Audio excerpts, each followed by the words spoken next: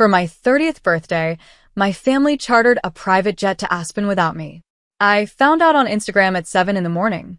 There was a photo of my sister, Kayla, holding a glass of champagne, captioned "Family First." I typed a single comment asking why I was not told. My father replied publicly 3 minutes later. "We did not want to drag the help along. Enjoy your quiet weekend." I did not cry. I did not scream. I just smiled, typed "surprise waiting for you when you land," and closed the app. That same day, I made a decision. 2 days later, my sister was live streaming a meltdown, my mother was sobbing, and my father was begging me to pick up the phone. They thought I was the help. They were about to find out I was the bank. Drop a comment and let me know where you are listening from and what time it is for you right now. Have you ever been excluded from a family event you paid for? I would love to know who is part of our community. I put my phone down on the kitchen counter and looked at my husband, David. He was flipping pancakes, whistling a low tune, completely unaware that my entire history with my family had just incinerated in the span of 3 minutes. I did not tell him immediately. I did not want to ruin the morning for Leo, who is currently trying to feed a piece of bacon to his toy dinosaur. Instead, I walked into my home office and closed the door. This room was my sanctuary. It was where I designed skylines, where I calculated load-bearing walls and stress points. It was where I made the money that kept my parents and sister draped in designer labels. I sat down and opened a file I had not looked at in months. I named it Family Maintenance. It was a spreadsheet, cold and precise, detailing exactly what it cost to be a member of the Henderson family. I scrolled down the columns. $5,800 a month for the rent on the Gold Coast condo my parents claimed they owned, but which I had quietly leased for them 3 years ago when my father's third business venture collapsed. $1,200 for the lease on my father's Range Rover, because appearance was the only currency he respected. $3,000 in direct transfers to Kayla's business account for what she called brand investment, which usually meant champagne lunches and buying followers to inflate her ego. I stared at the total at the bottom of the screen. It was a staggering number. A number that could have paid off my own mortgage. A number that could have funded Leo's college tuition twice over.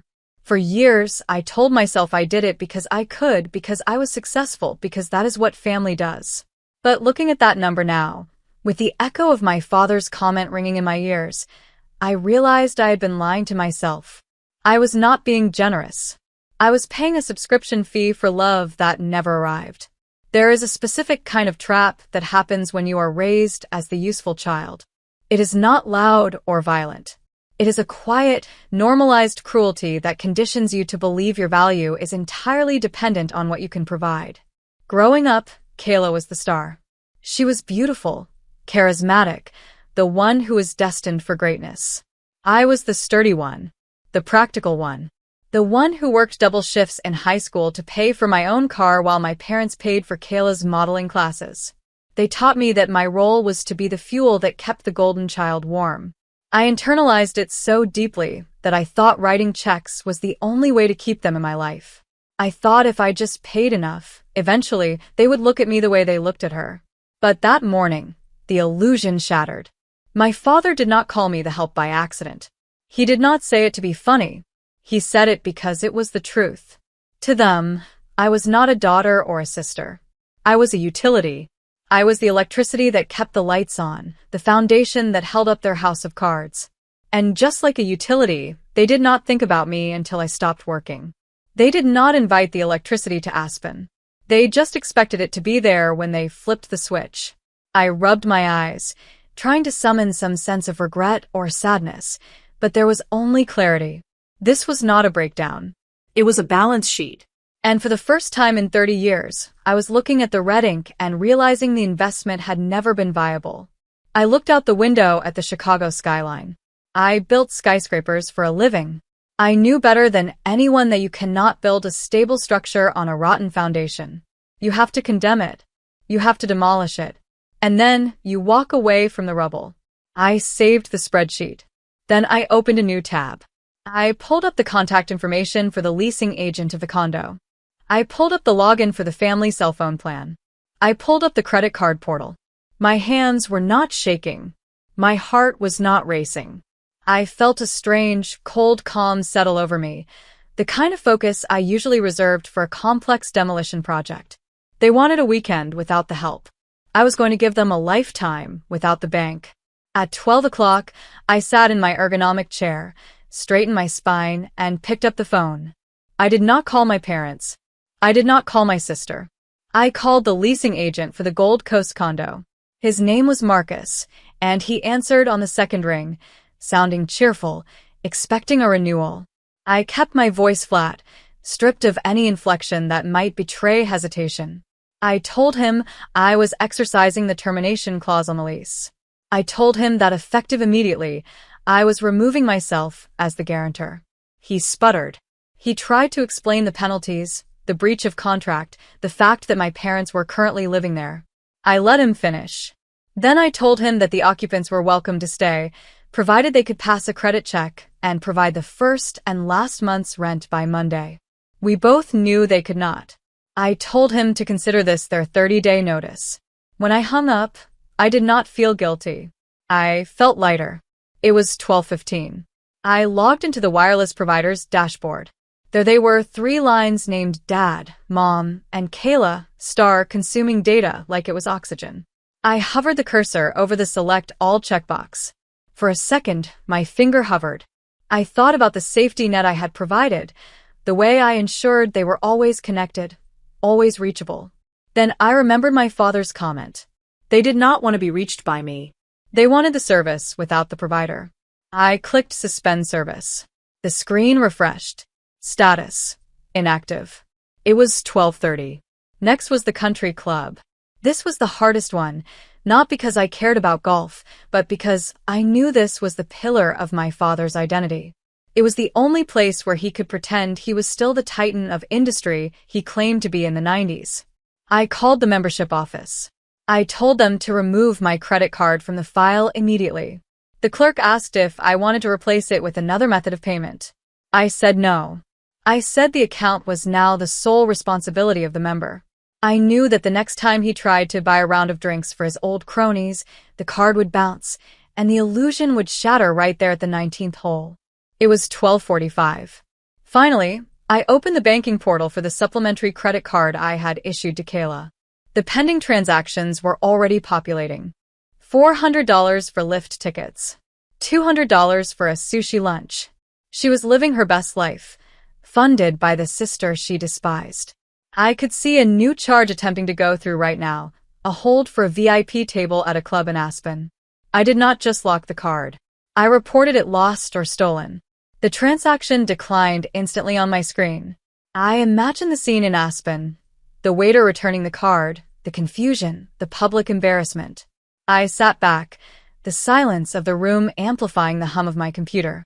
People often talk about cutting ties with family as if it is a tragedy, a great loss that leaves you hollow. But as I watched the confirmation emails roll in, lease terminated, service suspended, account closed, I realized they were wrong. There is an invisible chain that binds the survivor to the people who hurt them. It is not made of love. It is made of the desperate, childlike hope that if you just give enough, if you just endure enough, they will finally see you. You think the chain is holding you together, keeping you safe. But it is not. It is a leash. And the moment you snap it, you do not fall. You fly. I realized then that the pain I had felt for years was not the burden of carrying them. It was the strain of holding on to people who were trying to drown me. Letting go was not an act of violence. It was the first breath of air I had taken in a decade. I was not losing a family. I was escaping a cage I had paid for. I closed the laptop. It was 1 o'clock. In Aspen, the credit card reader was flashing an error message. In Chicago, the leasing agent was drafting an eviction warning. And in my home office, for the first time in my life, the ledger was balanced. I walked out to the kitchen, poured myself a glass of water, and waited. I knew the silence would not last. But for now, it was the most beautiful sound I had ever heard. It took 48 hours for the silence to break. I tracked their movements not through texts, but through the notifications on my phone. Uber Black ride requested from O'Hare Airport to my address. They did not go to the condo. They did not go to a hotel. They came straight to the source of the funding, like parasites sensing the host was trying to detach. I saw the headlights sweep across the living room wall at 8 o'clock in the evening on Tuesday.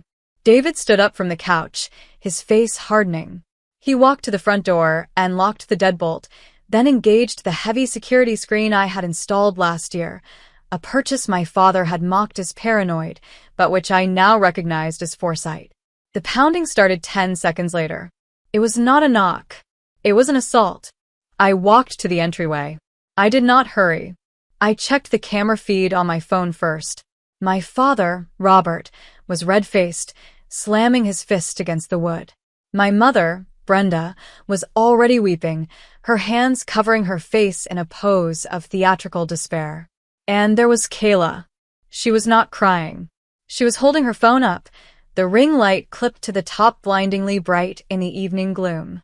She was live streaming. I opened the main door, but left the steel security mesh locked between us. The sound of their chaos flooded the hallway.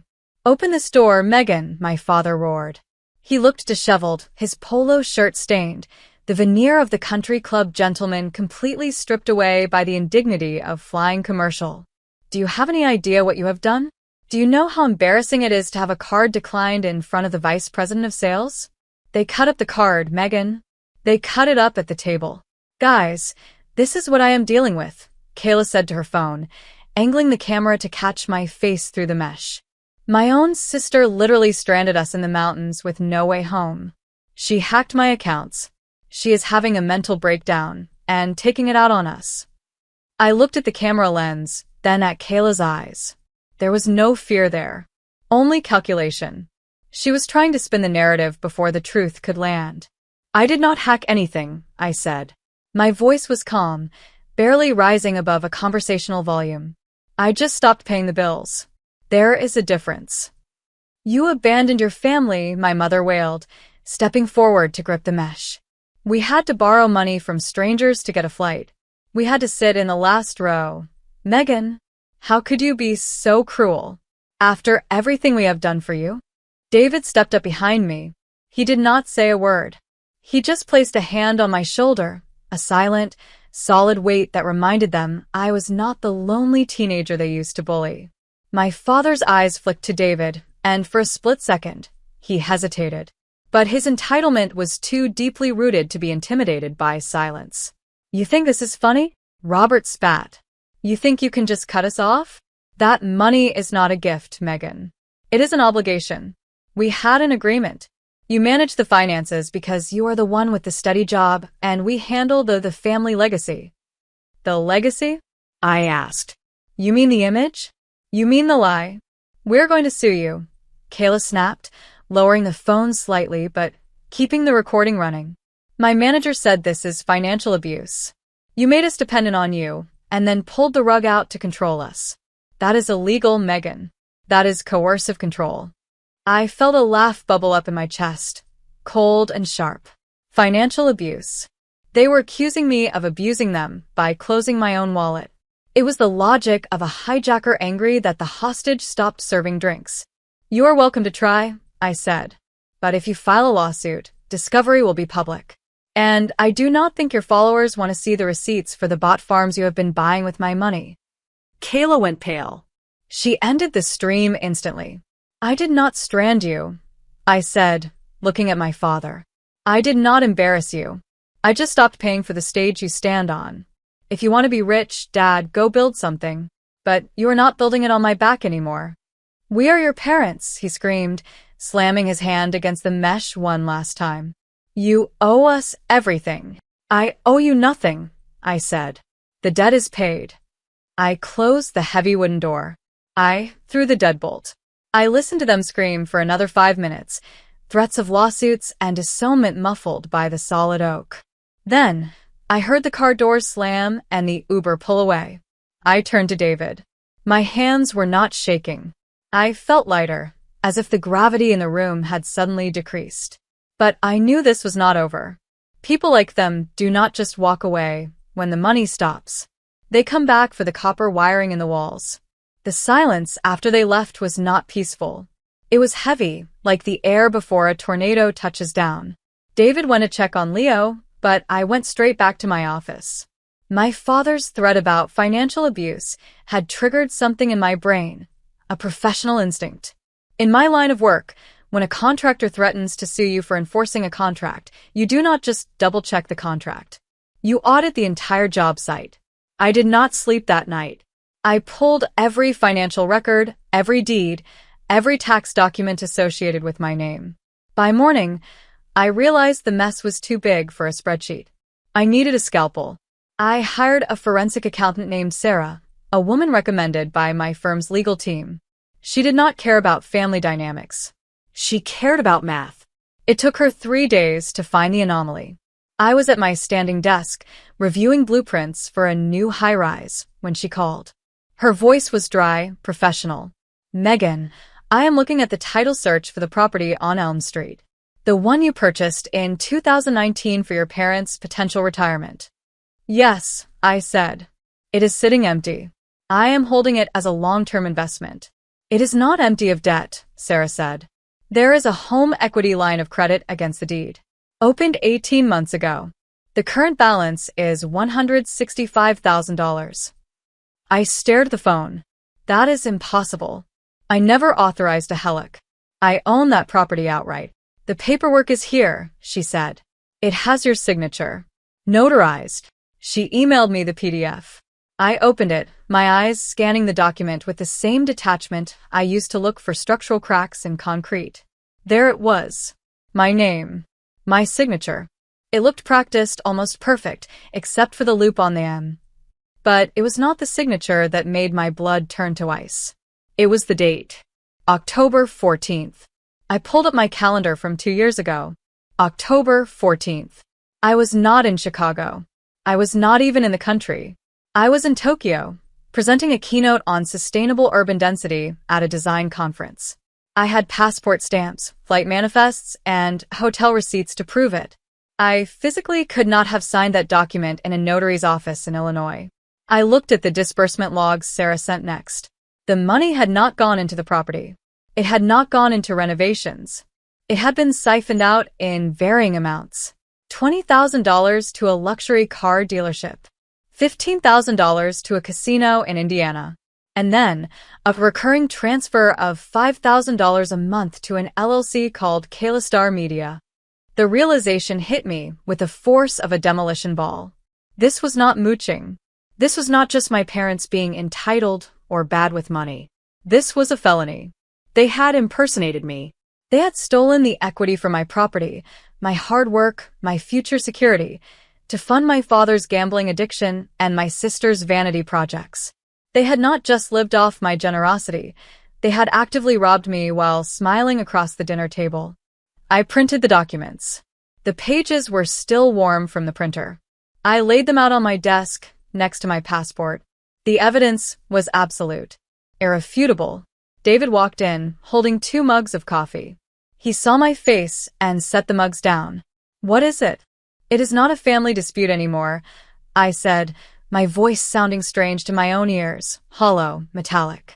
"It is a crime scene." I did not cry. I did not scream. I picked up my phone and dialed the non-emergency line for the police. My father wanted to talk about the law. He wanted to threaten me with legal action. Fine. I was done playing daughter. I was pressing charges. I sent a single text to the group chat I had not used in weeks. "Come to the house at 6. We will settle this." It was vague enough to sound like a concession, specific enough to ensure attendance. I knew them. They would interpret settle as pay. They would smell blood in the water and come running to feast. I set the stage with the same precision I used for a client pitch. The dining room table was cleared of everything except a single manila folder and a pitcher of water. No food. No wine. This was not a social call. It was a deposition. David stood by the window, arms crossed, a silent sentinel. I sat at the head of the table, hands folded, waiting. They arrived at 5:55. They walked in with the swagger of conquerors returning to a sacked city. Robert was wearing a blazer, trying to reclaim the dignity he had lost on my doorstep days earlier.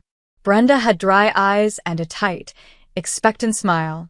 Kayla held her phone, though she was not recording yet, She was saving the victory lap for later. They sat down without being asked. "I am glad you finally came to your senses," Robert said, leaning back and spreading his arms. "We were prepared to make this very ugly, Megan. Legal action is expensive. It is better for everyone that you decided to do the right thing." "The right thing," I repeated, my voice neutral. "We have drafted a proposal," he continued, sliding a piece of paper across the mahogany table. It was a handwritten note on hotel stationery.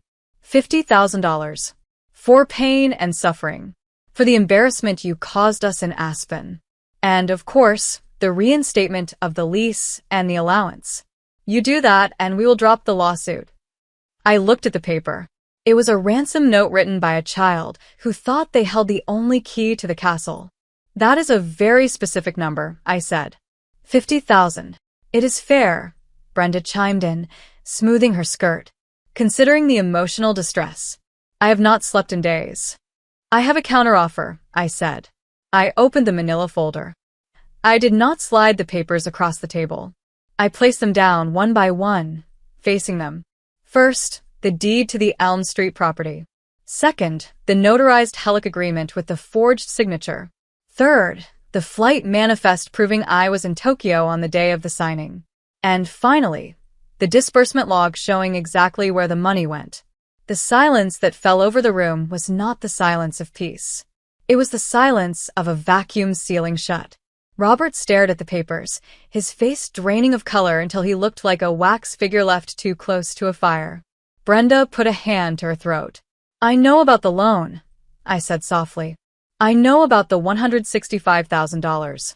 I know you forged my name." That was an investment," Robert stammered, sweat beading instantly on his forehead. "We were going to pay it back. It was bridge capital. Megan, you have so much, you wouldn't even have missed it." "It is a felony," I corrected. "Identity theft. Bank fraud. Forgery." "You wouldn't," Brenda whispered. "We are your parents." "I am not the one you need to convince," I said.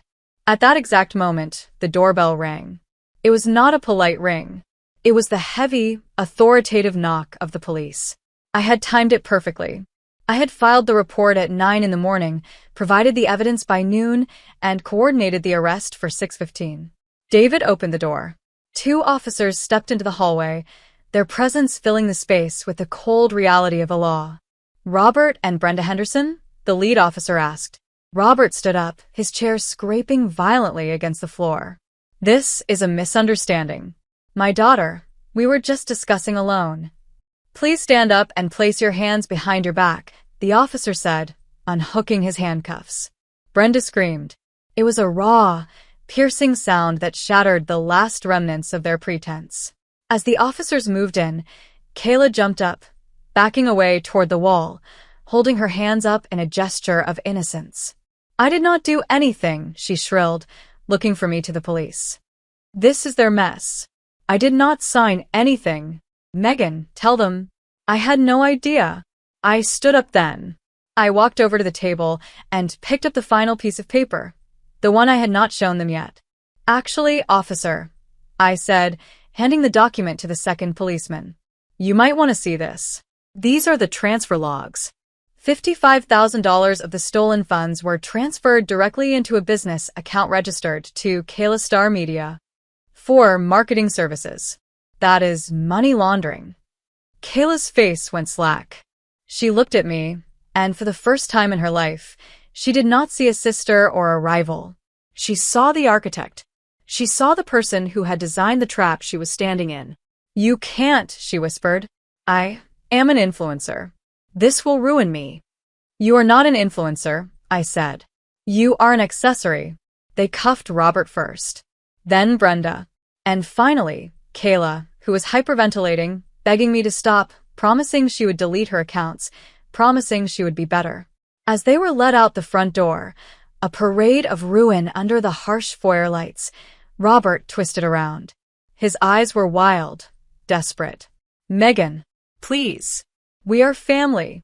You cannot let them take us. We are your flesh and blood." I stood in the doorway, watching them being loaded into the cruisers. The neighbors were watching. The sirens were flashing, painting the street in chaotic bursts of red and blue. "You were never family," I said, my voice carrying clearly over the radio chatter. "You were overhead costs, and I just balanced the books." I closed the door. The lock clicked into place with a heavy, final thud. Inside, the house was quiet. The air tasted clean. I turned to David, took a deep breath, and finally, for the first time in 30 years, I exhaled. 6 months is a long time in the construction world. It is enough time to pour a foundation, frame a structure, and watch the concrete cure until it is solid enough to hold up the sky. In the legal world, it is enough time for a plea deal to be signed, sealed, and delivered. Robert and Brenda took the deal. They admitted to identity theft and bank fraud to avoid the maximum sentence. My father is currently serving 18 months in a minimum security facility. My mother got 12. They lost the condo, the cars, and the country club membership. The illusion of wealth they had spent a lifetime curating evaporated the moment the gavel came down. Kayla avoided jail time by turning state's witness against them. She testified that she was coerced, a victim of her parents' machinations. The court bought it, but the internet did not. When the police report became public record, her follower count dropped to 0 overnight. The last I heard, she was working retail at a boutique in the suburbs, scanning clothes she used to claim she owned. She sends me emails sometimes, asking to talk. I have a filter set up. They go straight to a folder I never open. I am sitting on my balcony now. The sun is setting over Chicago, painting the glass towers in shades of gold and violet. David is inside reading a book to Leo. The door is open, and I can hear their voices, low and steady. There is no phone ringing. There is no crisis. There is no demand for a transfer of funds. There is a misconception about justice. People think it is about watching your enemies suffer. They think it is about the moment the handcuffs click or the moment the jail cell door slams shut. And while there was a certain clinical satisfaction in watching the law dismantle my parents' lies, that was not the victory. The victory is the silence. I realized that success is the ultimate form of justice. Not the money, not the buildings I design, but the ability to exist without them.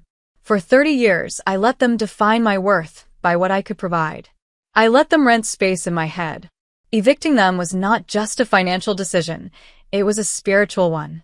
The best revenge is not burning their house down. It is building a new life where they simply do not exist. It is thriving so completely that their absence becomes the most valuable asset you own. I look out at the city. I used to build structures to house ungrateful people. I used to pour my equity into a black hole. Now I build for the ones who stay. The foundation is reinforced. The walls are sound. And for the first time in my life, I am not just the architect of my buildings. I am the architect of my peace. Have you ever had to balance the books on a toxic relationship? Share your story in the comments. If this story resonated with you, hit follow. We are building a community that knows exactly what you're going through.